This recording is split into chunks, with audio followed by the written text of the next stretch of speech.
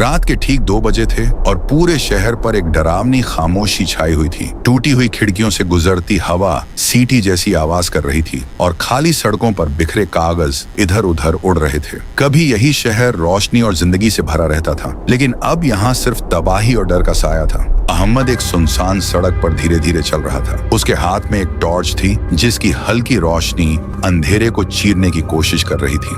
उसके चेहरे पर थकान और डर साफ दिखाई दे रहा था। पिछले 3 दिनों से वह बस किसी तरह जिंदा रहने की कोशिश कर रहा था। अचानक दूर से एक अजीब सी कराहने की आवाज गूंज उठी। अहमद रुक गया। एक पल के लिए ऐसा लगा जैसे हवा भी थम गई हो।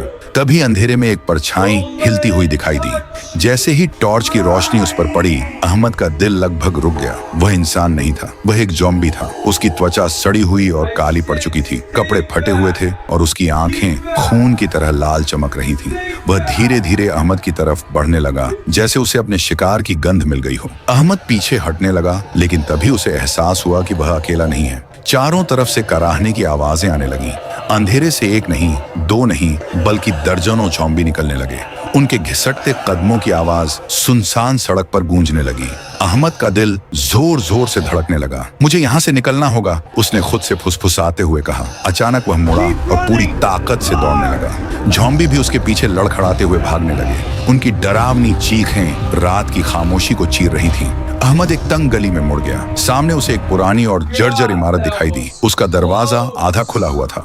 वह तुरंत अंदर घुस गया और दरवाजा जोर से बंद कर दिया। बाहर ज़ॉम्बी दरवाजे पर जोर जोर से हमला करने लगे। धड़ाम धड़ाम धड़ाम, हर वार के साथ दरवाजा बुरी तरह कांप रहा था। अहमद ने गहरी सांस ली और टॉर्च की रोशनी चारों ओर घुमाई। इमारत खाली लग रही थी। दीवारों पर काले धब्बे थे और फर्श पर मोटी धूल जमी हुई थी। वह धीरे धीरे अंदर की ओर बढ़ने लगा। उसके कदमों की आवाज सुनसान हॉल में गूंज रही थी। अचानक उसे किसी के सांस लेने की आवाज सुनाई दी। अहमद एकदम जम गया। उसने टॉर्च की रोशनी इधर उधर घुमाई, लेकिन कुछ दिखाई नहीं दिया।